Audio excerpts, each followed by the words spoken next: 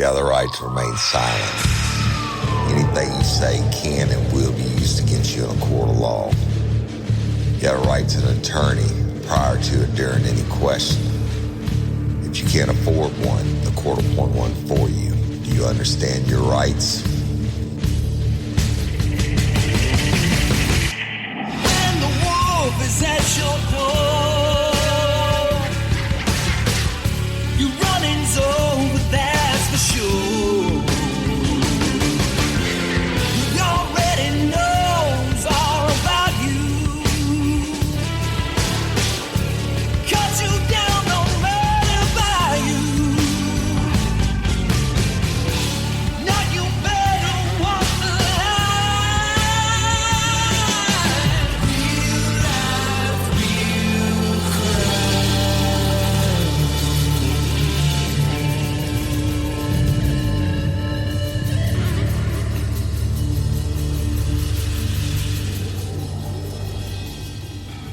real Warning.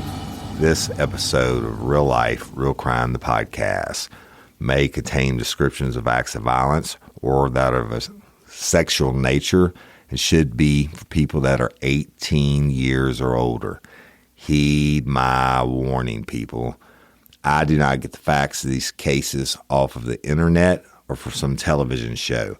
The facts I'm retelling you were presented to me by the victims of the crimes or the perpetrators who committed the crimes against the victims. My descriptions of the crime scenes, what I saw with my own two eyes.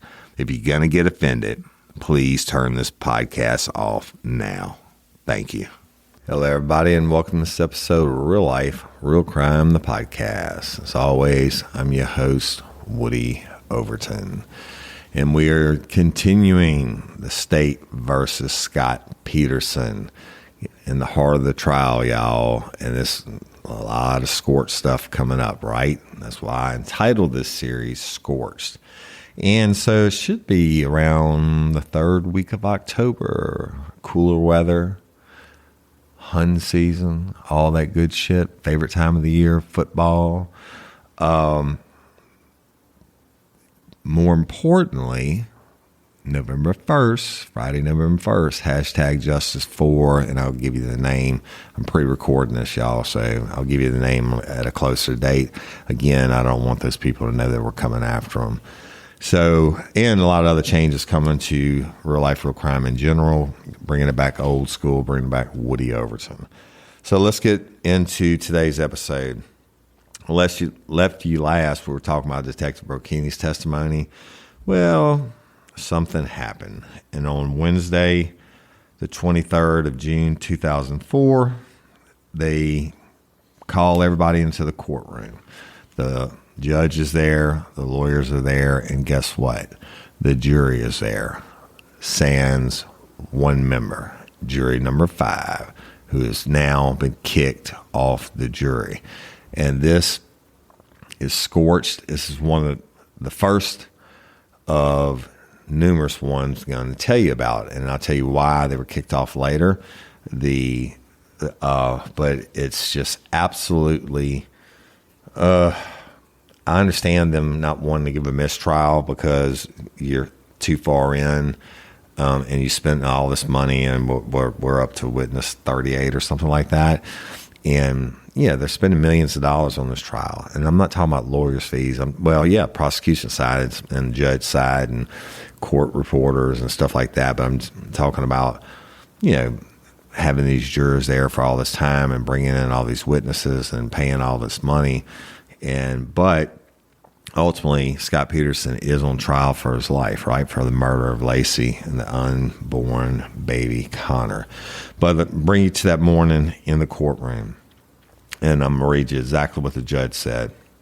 The judge comes in and he sits down and he says, all right, this is the case of People versus Scott Peterson. Let the record show the defendant is present with counsel and the jury is in the jury box along with the alternates. Before I invite any comments from Mr. Gargos, ladies and gentlemen of the jury, one juror has been excused. You are not to speculate as to the reason why that juror has been excused. You have all been questioned individually by the court, and I want to reaffirm and to strike home or emphasize as much as I can that you are not to listen to, read, or watch any media reports of this trial, nor discuss it with any representatives of the media or their agents. You are not to discuss this case among yourself or with any other person, or form or express any opinions about this case. Now, you have to scrupulously observe that rule. If you don't, it could lead to serious consequences with respect to this trial. So I have to rely on your integrity to follow the court's instructions. It's not being given to you just in a flippant manner. It's very important. And I think this last experience should make everybody aware of how important this particular issue is. So what we're going to do now, we're going to seat the first alternate as juror number 5. First alternate will now be juror number 5. Mr. Geragos, do you want to address the court? Make your record? Geragos stands up, says, "Yes, I do, Judge. I'd like to move for mistrial. I believe that the media has insinuated themselves into this case in a way that is unprecedented. I do not believe that the jurors should be called out. I do not believe the jurors should be called names on TV. I don't believe that the jurors should be interrogated or cross-examined. I think it's an outrage. I've got a client who's on trial for his life, but these people have given up their life. They shouldn't have to be subjected to this. I think it's an outrage. What's going on in this case?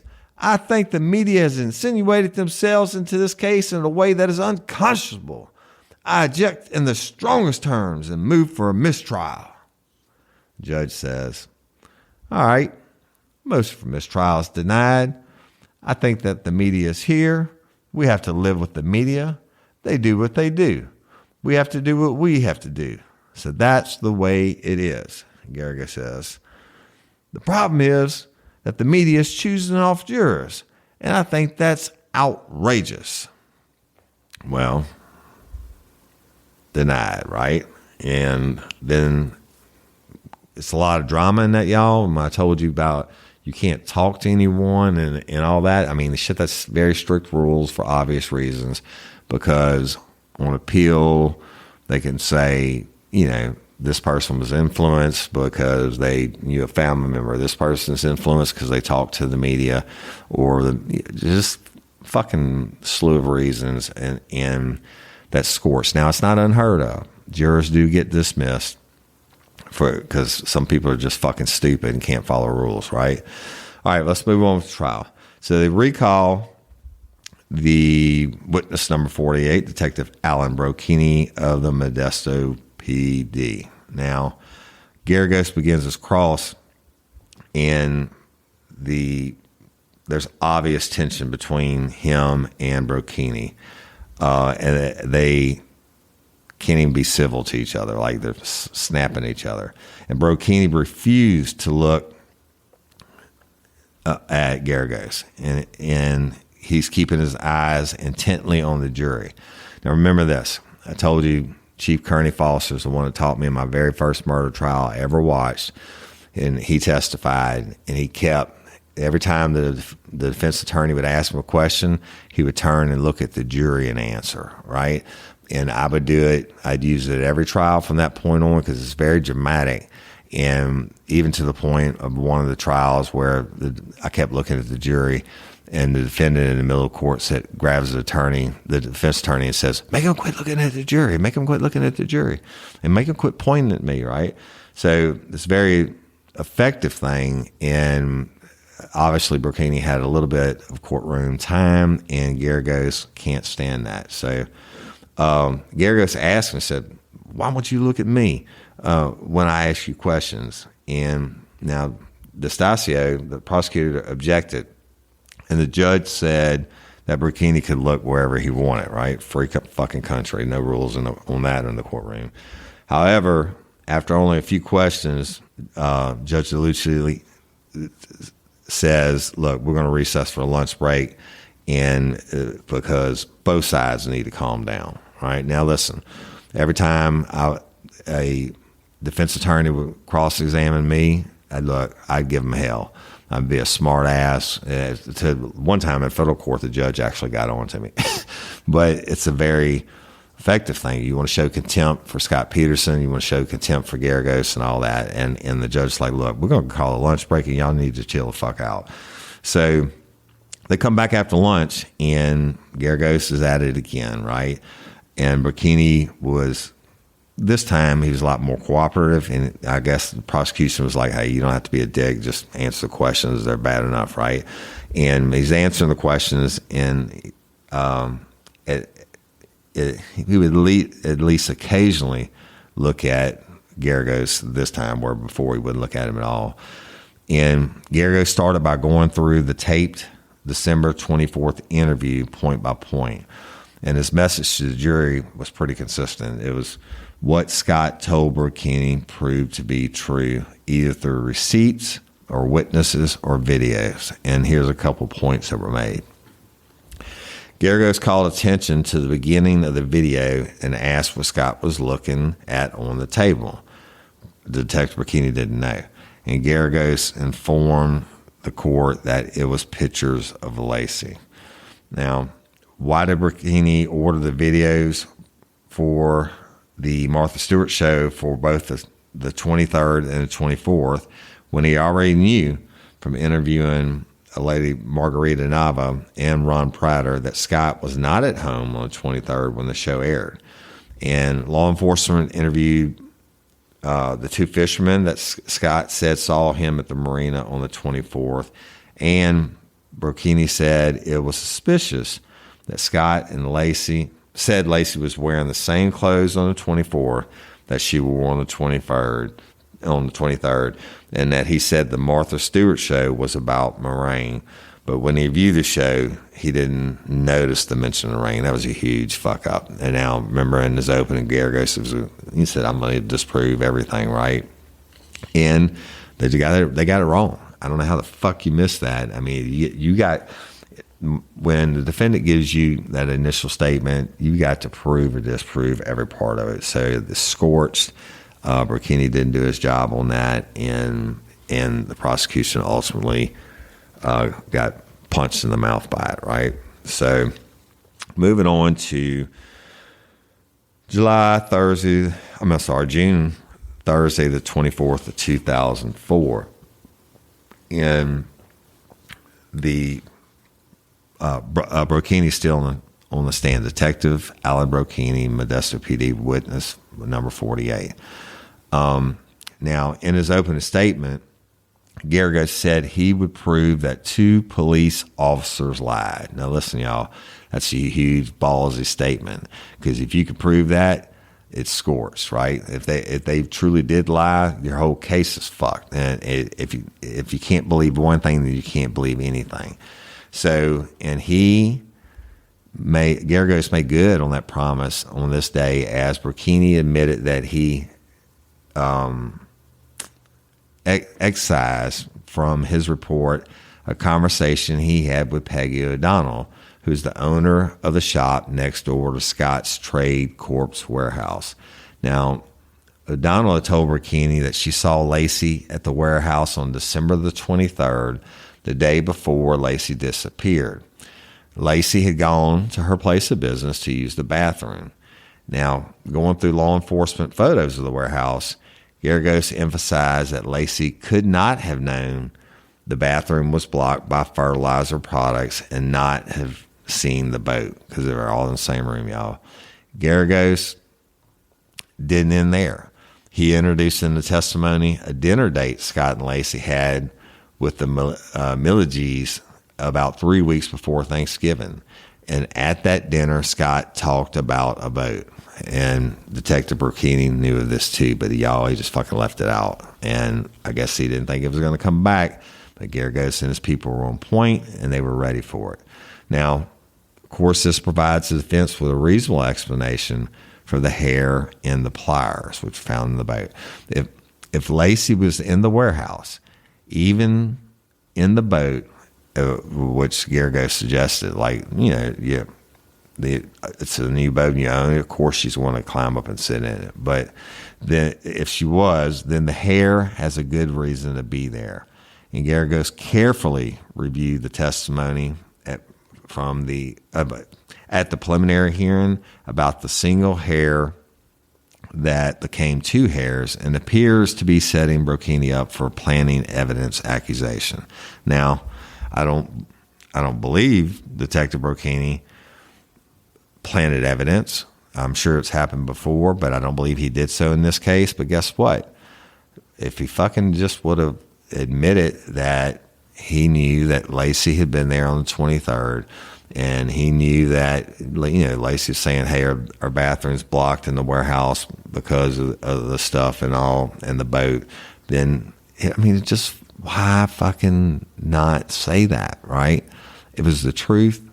So Brocchini scorched the fuck out of that, or we wouldn't be talking about it. But this would also explain why the cadaver dogs did not alert in the boat at the warehouse, but the scent dog did alert at the Berkeley Pier. Now, Laci's scent would have been in the boat, wherever the boat was, had again, Garagos is implying that, look, Scott showed her the boat. It was their money. They bought the boat. She climbed up in it, and that's why her scent was in the boat. But not her decomposing body scent. Now, needless to say, it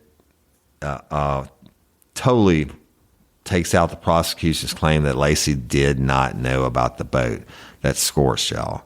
It's not that big of a deal in the overall picture, but it is a big deal when you're looking for fucking reasonable doubt.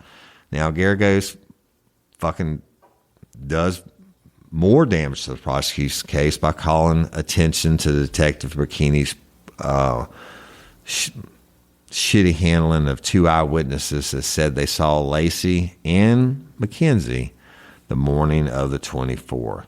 Now, Detective Brocchini claimed a thorough search of the area was conducted, but admitted one witness was not shown a picture of Laci because the witness said he did not see her face and could not ID her.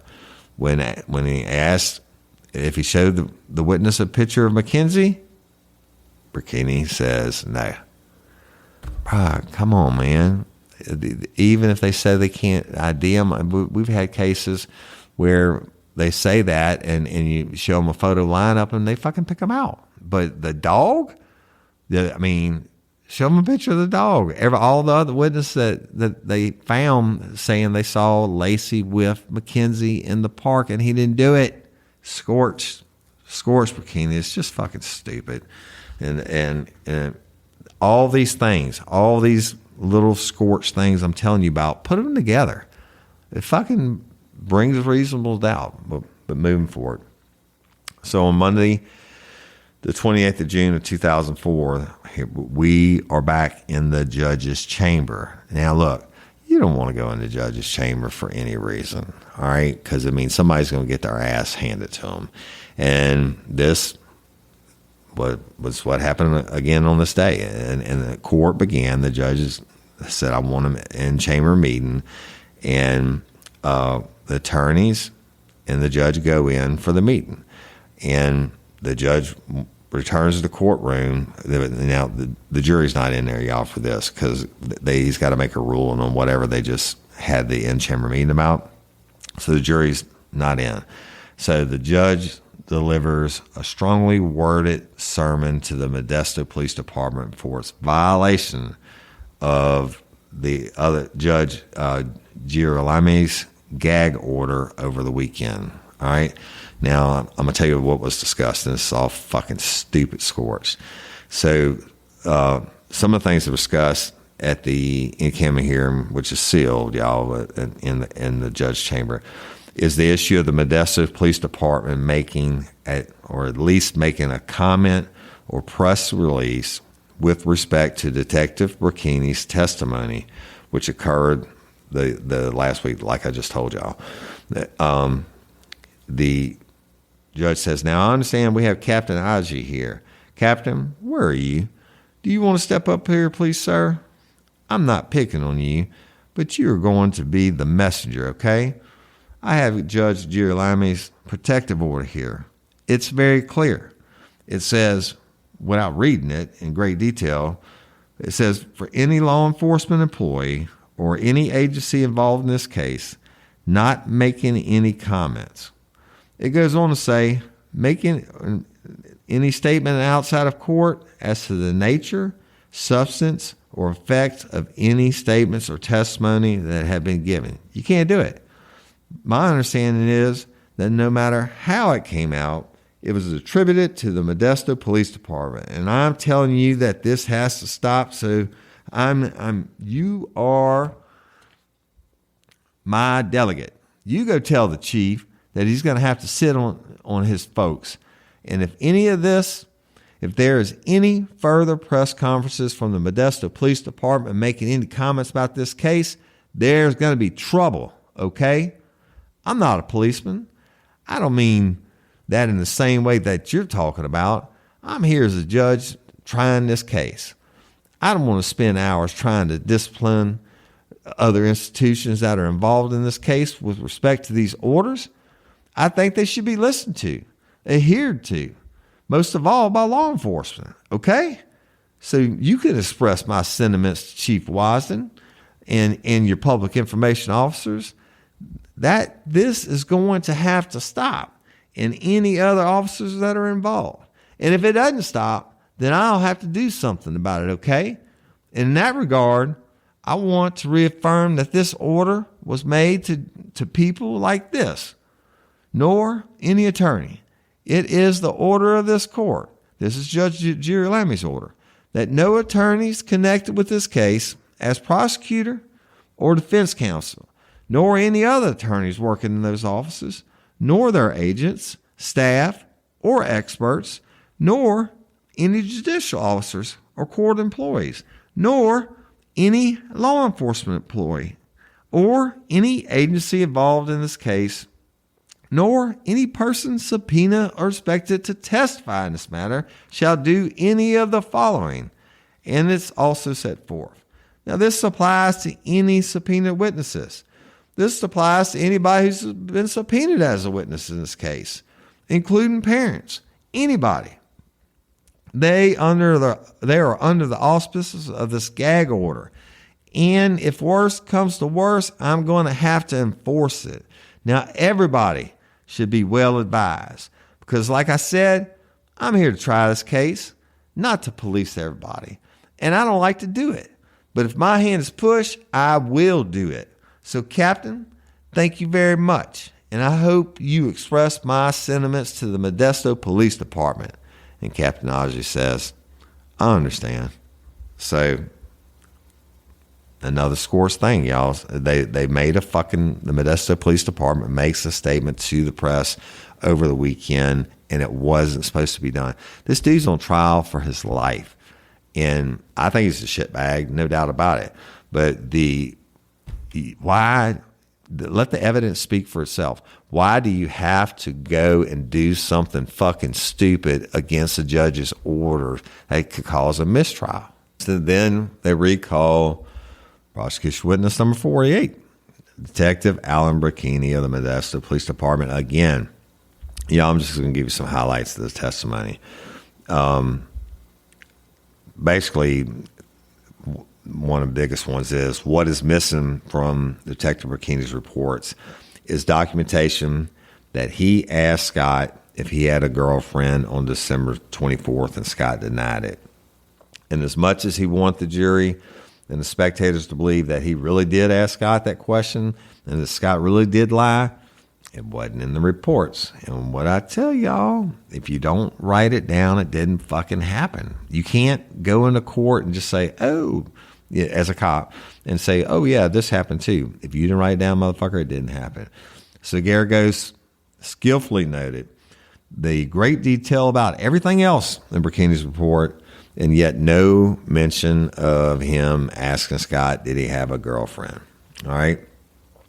Also, Brocchini admitted that Scott told a lot of truth. That's the quotations, a lot of truth in the interview on the 24th. Detective Brocchini admitted that statements attributed to him in 3 or 4 different affidavits used to obtain search warrants and wiretaps were incorrect. Wow. Fucking scorched. Okay. 1 mistake, you might could get away with it. 2, possibly 3 or 4, and you're admitting it yourself, you're fucked. Your credibility on more serious things are fucked. I mean, to a jury member, to a reasonable jury member. Hey, y'all, changing my wardrobe from summer to fall, it's never easy.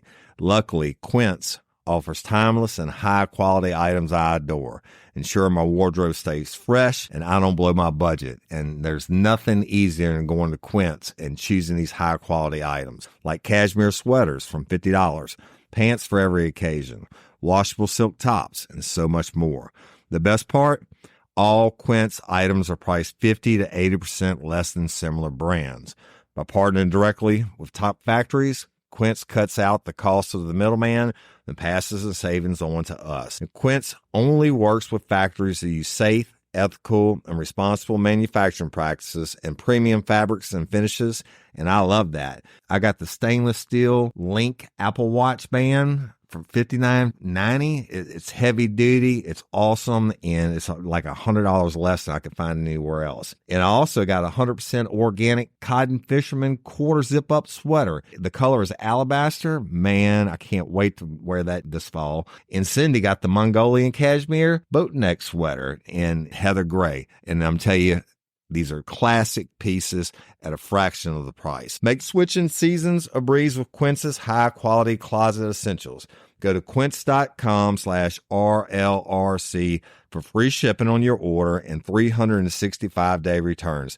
That's QUINCE.com/RLRC to get free shipping and 365-day returns. Quince.com/RLRC. You'll thank me later. Spark something uncommon this holiday with just the right gift from Uncommon Goods. The busy holiday season is here, and Uncommon Goods makes it less stressful with incredible hand-picked gifts for everyone on your list, all in one spot. Gifts to spark joy, wonder, delight, and that's exactly what I wanted feeling. Hey, y'all, I ordered a super cool piece. It's a candle with a sculpture of LSU's Tiger Stadium on top of it.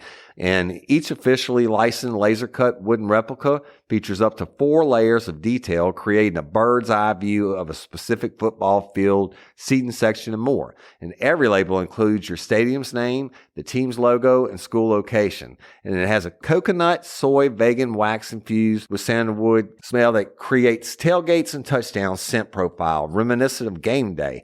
It's invigorating like fresh cut grass and nostalgic like smoke from a pre-game grill, and calming like the crisp autumn air of a new semester on campus. Y'all, I love it. I have it at the base of my TV, and I'm ready to watch the Tigers play on Saturday night, right? Uncommon Goods. Look, when you shop at Uncommon Goods, you're supporting artists and small independent businesses. And many of their handcrafted products are made in small batches. So shop now before they sell out this holiday season. Uncommon Goods looks for products that are high quality, unique, and often handmade or made in the U.S. They have the most meaningful, out of the ordinary gifts anywhere. They even have gifts you can personalize. From holiday hosts and hostess gift to the coolest finds for kids, to hits for everyone from the book lovers to diehard sports fans. Uncommon Goods has something for everyone, not the same old selections you can just find anywhere. And with every purchase you make at Uncommon Goods, they give $1 to a nonprofit partner of your choice. They've donated more than $3 million to date. So to get 15% off your next gift, go to uncommongoods.com/RLRC. That's uncommongoods.com/RLRC for 15% off. Don't miss out on this limited time offer. Uncommon Goods, we're all out of the ordinary. So Detective Brocchini goes on to admit it. There was no follow-up on Kim McGregor and the individuals associated with her, even though McGregor lied repeatedly to him and other law enforcement, and her alibi was never verified. Scorched. Why, dude, you can't do this. This dude's on trial for his life, man. I mean, I know it's a fucking horrendous crime, but they should have called this, y'all. They should have reviewed it. He could have done supplemental reports. He could have done anything. They just fucking left it out. So, and here we go again. Among other things, Kim McGregor stole a pair of Scott's underwear and Laci's Social Security card on January 19th. I mean, totally fucking invalidates her for anything, right? Also, Kristen Reed had informed Detective Brocchini that Laci had stopped walking but wanted to resume after Thanksgiving in early December, as she was feeling heavy and was concerned about her weight. Why would you put that in there? We know you got all these other people that said, her neighbors that said she wasn't walking because she didn't feel good about the weight. Well, this happened in Thanksgiving. She says she wanted to start walking. Didn't mean she was doing it, but you left it out. Scorched. Reed also informed Detective Brocchini that she saw a van parked on the Covina the morning of the 24th across the street facing north.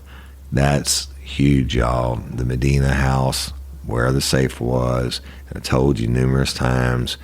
The guy on the phone saying that Laci walked up and confronted them, and they had a confrontation, and the guy told him to shut up, and then that tape gets lost, scorched. So, also, Amber Frey was with a Fresno detective on December 24th, and he is the one who urged her to call Modesto Police Department. Now, this is when the news story broke, and nobody knows about this. Well, what the fuck? Why she plays like it was later on, and we'll get to that she called in and couldn't get anybody on the phone. Well, anyway, and Amber Frey's previous boyfriend Dave had told her his wife died the previous February, but then Amber saw her at a car wash. Why isn't that in the fucking documentaries? Right? I mean, what is this chick winning the lottery on dudes whose wives go missing, or they say, oh yeah, my wife died, and then she sees them again, or she didn't see Laci, but she saw Laci was missing. Anyway, all right, continuing on. Prosecution witness number 48, Detective Alan Brocchini, Modesto PD. So Stasio brought up the tip that Scott had told a friend 9 years ago how he would dispose of a body. And it seemed intended to plant in the minds of the jury that Scott is someone that could murder easily, right? That he thought about it since he could talk just so casually about it to a friend. Yet, Detective Brocchini admitted that the tip was not taken seriously and thus not followed up on. How the fuck would you not take this seriously? That would be a huge straw or a huge feather in the fucking prosecution's hat, even if it's 9 years before. There got to be some jury member up there be like, holy fuck, he talked about this before? So, anyway, Brocchini says, yeah, well, we didn't take it serious, so we didn't follow up on it. And did Stasio risk driving a jury to the irrevocable conclusion that Detective Brocchini made too many judgments in this investigation from a chair behind the desk and without the benefit of thorough footwork? Well, fuck yeah, he did. And, when you work these cases, there's so much information that has to be followed through. But listen, this isn't a fucking drug case. All cases should be taken serious. This isn't jaywalking. This is first-degree murder. They're going to kill this dude, right? All you had to do was your fucking job. Run it down. You had all this time before went to trial. The defense is going through it. They found it. Why can't you go back and see what you missed? Why didn't the prosecution pick up on it? Well, scorched. So, all right, finally we'll move on for Brocchini. And prosecution witness number 49, Ronald Welsh, who's with the California Department of Justice, and he's a criminalist of firearms. Now, Welsh examined the handgun Detective Brocchini found in the glove compartment of Scott's Ford pickup on the night of December 24th of 2002. Now, his initial observation of the gun was that the grips were missing, and it had a lot of adhering material like fibers and dust. It just seemed like it was dirty. The gun is a llama, and it is a .22 long rifle. Now, y'all, obviously a pistol is a long rifle, but that they have two types of .22 rounds. It's a short rifle or a long rifle. Shorts or longs is what they're called. So it's .22 long, which designates the cartridge type that is used not only in rifles, but many different types of firearms, including small semi-automatic pistols, such as this one. Now, semi-automatic means naturally that the firearm uses energy from the cartridge to propel the bullet out the barrel, and some of that energy is used to kick back the action on the firearm and chamber another round, right? So it extracts the spent cartridge case and ejects it from the gun and then loads a fresh cartridge, all using the power of the cartridge that was fired. Now, the bullet is the actual projectile that comes out of the gun, and a cartridge is composed of the cartridge case, gunpowder, primer, and a bullet. A striking mechanism in the firearm hits the primer. That's the end of the bullet, y'all. It ignites. It causes explosion, and the expanding gases from the burning gunpowder push the bullet out. And the power of the cartridge forces the top of the gun, which is called the slide, backwards, and that extracts and ejects the empty cartridge case, and also compresses a spring, and that spring returns the slide forward, and again, it picks up a fresh cartridge from the magazine in the process. Now, a magazine is a generic term for any mechanism used by a firearm to hold extra cartridges in the firearm. Y'all, everybody calls them clips, and if you're on a law enforcement or a military firing range and you call your magazine a clip, you get your ass chewed out. So magazine is the correct term. That's simply where you hold your extra bullets. Now, Scott's gun had 8 cartridges in the magazine when Brocchini seized it, and that's the maximum capacity, meaning it couldn't. Well, that's not totally true, because you can have 8 in the magazine and then rack the chamber and slide one into the chamber and then pull the magazine out and put another one in it, so you still have 9 in the firearm, but he had 8 in the magazine. And this, I'm going to keep reading you about this, but this pistol is a single action type of firearm, which means that the hammer has to be cocked and then the hammer is released by the pull of the trigger, as opposed to a double action firearm where the hammer is down and you could pull the trigger and it will both cock and release the hammer. Neither here nor there. Welsh test fired the gun with similar ammunition from their reference collection, which just means they matched the bullets to whatever type bullets were in the magazine. And it fired all 5 times with no function problems. Now, he did a similar test with 4 of the cartridges that were in the magazine when it was booked into evidence, and the gun fired without function problems all 4 times, meaning, y'all, they're just proving that the firearm works. Welsh also said that if the gun misfired, it would leave an impression on the cartridge, and none of the 8 cartridges in the magazine when he received it had any such impression. Well, y'all, it's standard, all right? And Garagos from cross-examination, Welsh confirmed that the gun had no blood or tissue on it and had not been recently fired, okay? If I put a pistol to your head or even anywhere close to your head and I pull it, the bullet's going to propel out, it's going to hit your head, and the tissue's going to blow. It's called blowback, and you'll get that in the barrel of the gun. It may just be a little bit, or maybe a fucking shit ton, depending on how close the barrel is to your head. But 2 rust stains that appeared to be blood, they were tested using the leucomalachite green. It's a chemical test for blood, And when Welsh tried to remove the debris from inside the barrel, the first attempt took some force, but the second was easier. And he said lead deposits would account for that, meaning Scott didn't clean his pistol. And according to Welsh's testimony, the chain of custody was, it was all correct, y'all, that they took it into and booked in evidence on January 15th. It was received by the lab on the 22nd, and Welsh examined it on the 28th. All right, moving on. Prosecution calls witness number 50, Eric Olson, who's a former Trade Corp employee. All right. So here we go again. The prosecution is talking about adultery, and they're calling attention to the conversation between Scott and Sean Sibley the first time they met.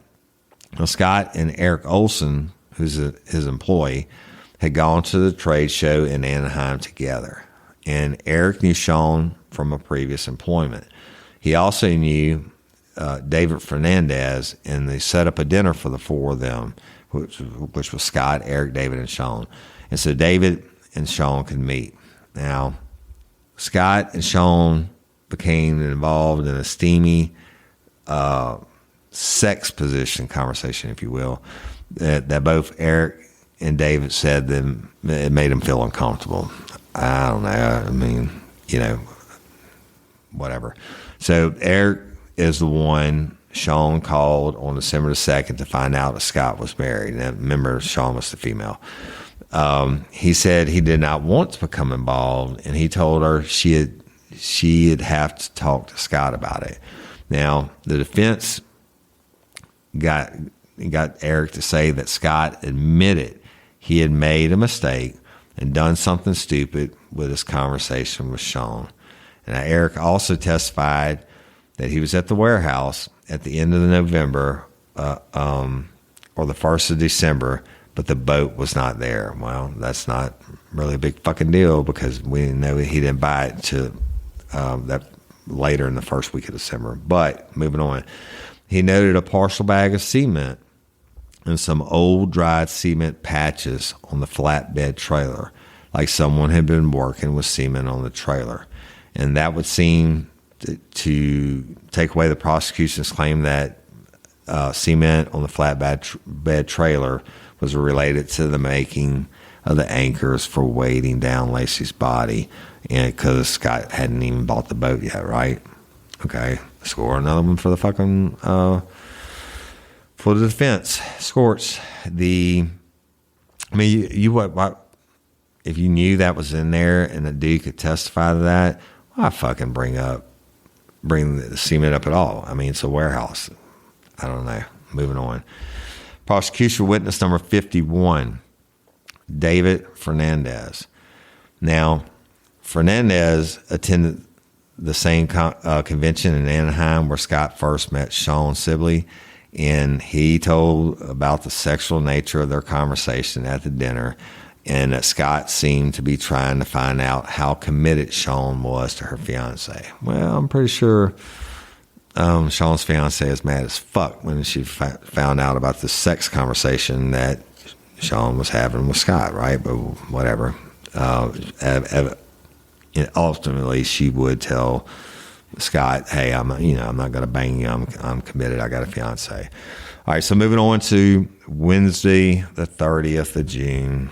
Hey, y'all, let me tell you about Gobble. All Gobble meal kits are pre-prepped. That means less work for you and less waste in your kitchen.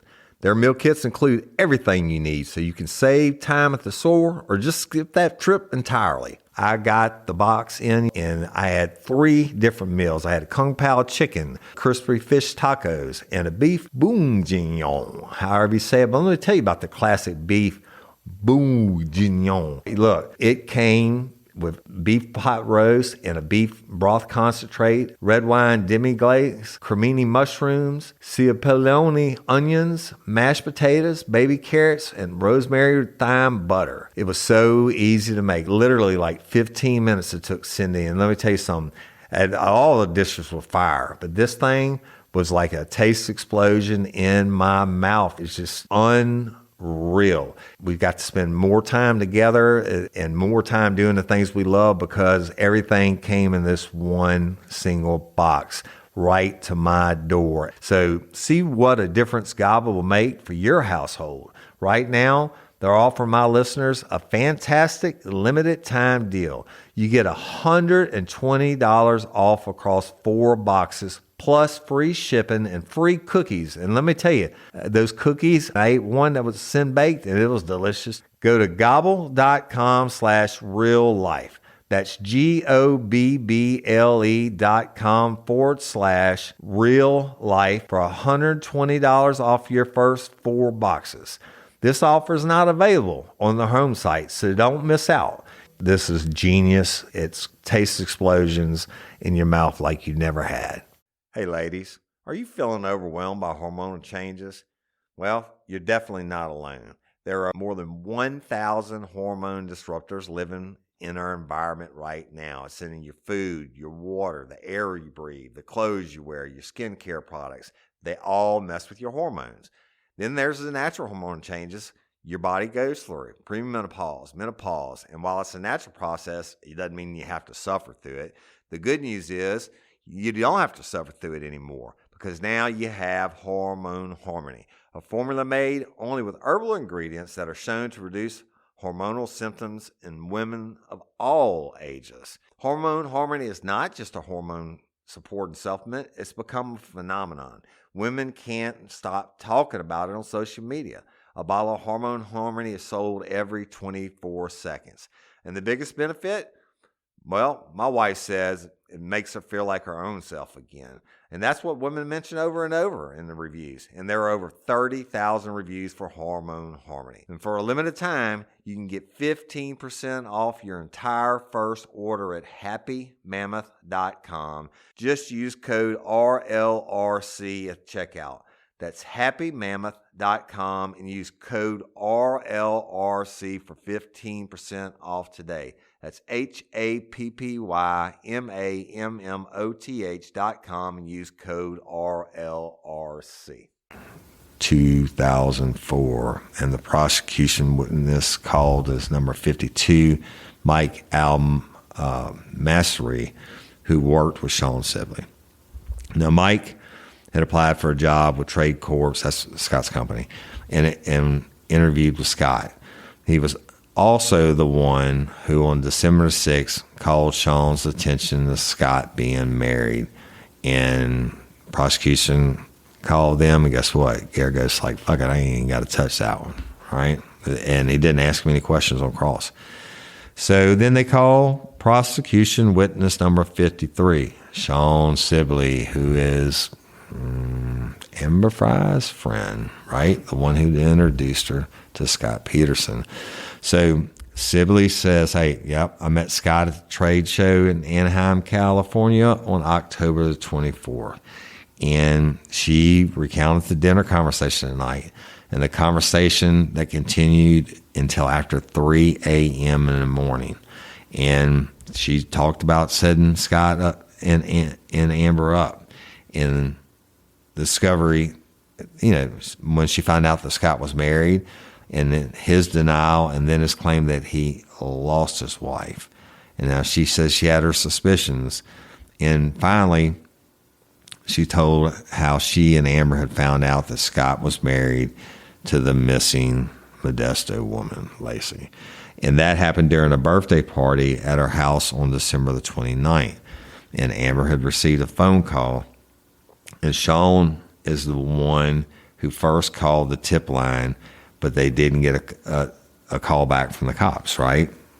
Scorched. You gotta fucking follow up on every tip, people, or we wouldn't be talking about it. But then Amber called, okay? And on the cross, Gargos did a lot of name dropping to Sean and asked Sean if she knew several people. I guess he said something up, I don't know what. He also highlighted the efforts that Sean made to find out if Scott was married by doing the internet search, and asked if she went even further by hiring a PI or if Amber Frey did. He also tried to take away the CAD image by noting that Sean, in an email to Scott, asked him if he was chickening out because he had not yet contacted Amber Frey. Okay, well, throw a little shade on her. That's what you do. Moving on. Tuesday, July the 6th, 2004. Guess what? They had an in-chambers meeting again to discuss Detective Brocchini's testimony, but this meeting is sealed. We don't have any information on what happened, but something came up, all right? And then they asked for it, and they got it, and the judge ruled. We don't know what it is. So, but then they called prosecution witness number 54, Douglas Kent Mansfield of the California Department of Justice. Now, Mansfield and Detective Grogan interviewed Scott on Christmas Day. And Mansfield was asked about the questions they asked Scott and Scott's responses. And it was mostly dealing with Scott's activities on the 23rd and the 24th and Scott and Laci's financial situation. All right. So dismiss him. Prosecution calls witness number 55, a Michael Luby. That's the guy that found Connor's body. Luby and his wife found Connor's body on the Richmond jetty while they were walking their dog. It's pretty fucking straightforward. Nothing, I mean, there's no damaging questions that the defense can ask. So moving on. Prosecution witness number 56, Eric Newman of the Richmond Fire Department. Now, he's a captain of the Richmond Fire Department who responded to Luby's 911 call that they had found Connor's body. That's it. Prosecution witness number 57 is called Todd Opdyke of the Richmond Police Department. And he simply states, hey, I'm a police officer of the city of Richmond, and I was dispatched to the Richmond jetty by the Richmond Fire Department when they found the body, right? Gets down, called prosecution witness number 58, Timothy Brian Guard of the Richmond Police Department. And he gets up and testifies. He's a patrol evidence technician for the Richmond Police Department, and he was dispatched to the Richmond jetty on April the 13th. And he took photos to document the crime scene and measurements to identify the exact spot where Connor was found. He said that the People's exhibits 96G, 96F, and 96E accurately represent the crime scene. And y'all, that's when they get him up and say, "Who are you? And what'd you do this day?" And he talks about taking photos. They hang the photos and they say, "Are these the photos that you took?" And he says, "Yes." And they'll offer them to be entered into evidence. All right. So he gets down. And the prosecution calls witness number 59, Elena Maria Gonzalez. And Gonzalez gets up and she testifies. She was with her dad and her sister, and they were walking their dogs on April 14th when they found Laci's body laying on the rocks of Point Isabel. Right? And there you have it, y'all. We're going to stop there for today because we're about to get into the meat of the matter with the bodies and everything else. I know there's been a lot of episodes, but each episode has Scorched shit in it. Scorched on Scott's side, definitely. But the more you get into it, now we're in trial. This dude's on trial for his life. Think about if you're a jury member and you're sitting up there and you're hearing all this shit day after day after day, and one of your jurors has been dismissed, and you're hearing all this stuff, on the cop side, and I guess I'm harder on them than anybody else would be, but on the cop side, you're hearing all the shit that they didn't do, they didn't follow up on, and it is not looking good for the state, right? So whether that's going to be, well, yeah, we all know what happens, but I'm gonna tell you more and more and more and more shit that you have not heard. So just stick with me. And I love and appreciate each and every one of you. Thank you so much for liking and sharing. And look, I'm a couple weeks ahead on this recording, y'all, and the changes are coming. It's gonna be fire. It's going back Overton. in Real Life, Real Crime, November 1. And probably next week, you'll be getting the announcements on all the changes that are going to be happening. And it's all for the good. Sometimes you just got to go back to your roots, if you will, and bring your shit back home. And that's just what happens. But y'all have backed us all these years, and I appreciate it. And we really, really, really need your help coming up on this next case, #Justice4. Now, LOPA, Louisiana Organ Procurement Agency. And damn it, I keep saying I'm going to get a map in here, and I don't have one. Well, I have one, like a big-ass wooden board, but it's just the continents. LOPA, Louisiana Organ Procurement Agency, y'all, they're nonprofit. They save lives every day.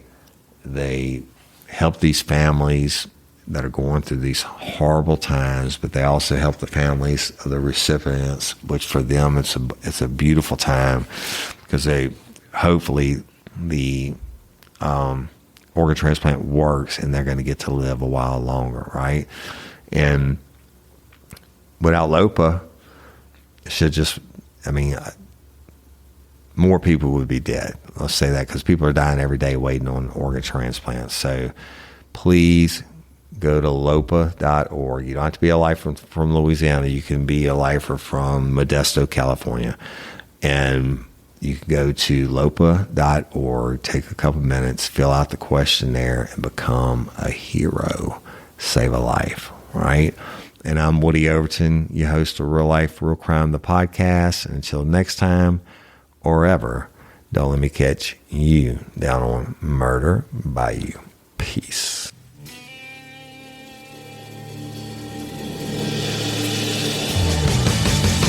You have the right to remain silent. Anything you say can and will be used against you in a court of law. You have a right to an attorney prior to and during any question.